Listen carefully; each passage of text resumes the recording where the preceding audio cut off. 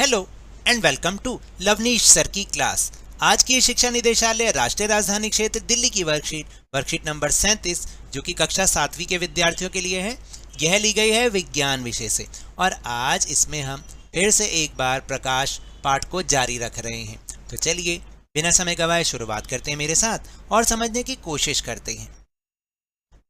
तो आज हम समझ रहे हैं समतल दर्पण द्वारा बनने वाले प्रतिबिंब की विशेषताएं, यानी एक समतल दर्पण में जो प्रतिबिंब बनता है उसकी क्या क्या विशेषताएं होती हैं। समतल दर्पण याद है ना, जिसमें हम अपना रोज देखकर अपने आप को देखते हैं, अपना फेस देखते हैं, अपने बाल बनाते हैं, उसको हम समतल दर्पण कहते हैं। तो उसमें जो प्रतिबिंब बन रहा है उसकी क्या विशेषताएं हैं। समतल दर्पण में बनने वाला प्रतिबिंब वस्तु के आकार के समान होता है, यानी कि जैसी वस्तु होगी प्रतिबिंब भी उसी आकार का होगा, ना छोटा ना बड़ा। दूसरा है समतल दर्पण में प्रतिबिंब सीधा होता है, हमेशा प्रतिबिंब जो होगा वह सीधा नजर आएगा आपको। ऐसा नहीं कि आप तो सीधे खड़े हैं और प्रतिबिंब उल्टा बन जाएगा, पैर ऊपर और सर नीचे, ऐसा नहीं होगा।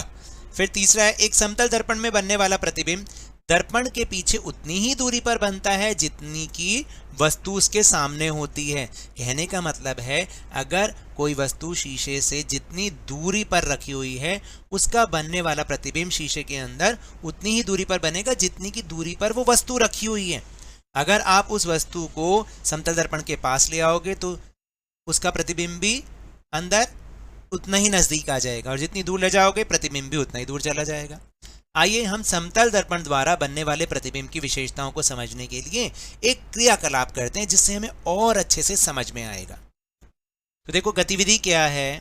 एक शतरंज बोर्ड लें या चार्ट पेपर पर समान आकार के 64 यानी 8 बाय 8 के वर्ग बनाएं, जैसा कि यहाँ पर चित्र में आपको दिखा रखा है। शतरंज बोर्ड भी ले सकते हैं। इस कागज के मध्य एक मोटी रेखा खींचिए, फिर इस रेखा पर एक समतल दर्पण को लंबवत रूप से लगाइए। ठीक है, बिल्कुल ऐसे ही जैसे कि आप इस चित्र में देख रहे हैं, बिल्कुल इस तरीके से। किसी भी छोटी वस्तु जैसे शार्पनर, पेंसिल या लोहे की कील को दर्पण से गिनते हुए चौथे या 4वें वर्ग की सीमा पर रखें और प्रतिबिंब की स्थिति पर ध्यान दें। देखो जैसे यहाँ पर 1 2 3 4 5 6वें पे रखा है ना, ये तो पहले आप चौथे पर रखें, फिर देखें क्या होता है। फिर वस्तु को 5वें और 7वें वर्ग की सीमा पर रखें और फिर से प्रतिबिंब की स्थिति पर ध्यान दें। आपको ये देखना है कि अगर आप चौथे नंबर पे रख रहे हो तो प्रतिबिंब कहाँ पर बन रहा है, 5वें पे रख रहे हो तो कहाँ पे बन रहा है और 7वें पे रख रहे हो तो कहाँ पर बन रहा है। अब प्रश्न है कि नीचे दी गई तालिका में अपना अवलोकन लिखें, यानी आपको क्या नजर आया। देखो वस्तु की स्थिति और समतल दर्पण में बनने वाले प्रतिबिंब की स्थिति। अगर हम शॉर्पनर को चौथे वर्ग में रखेंगे तो क्या होगा, उसकी स्थिति क्या होगी। 5वें वर्ग में रखेंगे तो क्या स्थिति होगी और 7वें वर्ग में रखेंगे तो क्या स्थिति होगी। चलिए देख लेते हैं।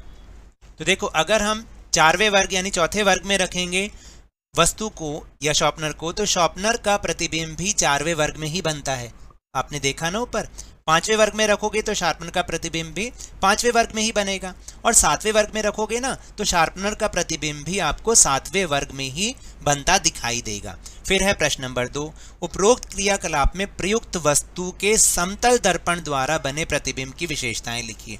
तो हमने जो भी वस्तु उसमें यूज की, हमने जैसे शॉर्पनर यूज किया तो हम शॉर्पनर से संबंधित वो विशेषताएं लिखेंगे। जैसे समतल दर्पण में बनने वाला प्रतिबिंब शार्पनर के आकार के समान ही होता है या नहीं, बिल्कुल वैसे ही दिखेगा आपको।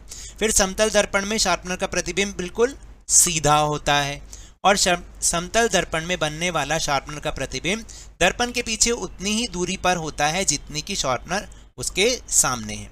तो शार्पनर जितना उसके सामने रखा होगा, जितने भी दूरी पर रखा होगा, प्रतिबिंब भी अंदर उतनी ही दूरी पर बनेगा।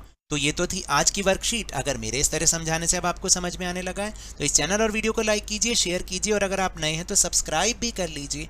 और टेलीग्राम ऐप पर जो हमारा चैनल है ना लवनीश सर की क्लास, उसको ज्वाइन करना ना भूलें। उसको ज्वाइन करने का लिंक आपको इसी वीडियो के डिस्क्रिप्शन बॉक्स में मिल जाएगा। लेकिन ये भी याद रखें, घर से बाहर निकलते समय मास्क अवश्य लगाएं, 2 गज अथवा 6 फीट की शारीरिक दूरी का अब भी पालन करें और जब भी आपकी बारी आए कोरोना का टीकाकरण अवश्य करवाएं, क्योंकि कोरोना को हराना है और जिंदगी को एक बार फिर से सुहाना बनाना है। इसी उम्मीद के साथ बहुत बहुत धन्यवाद।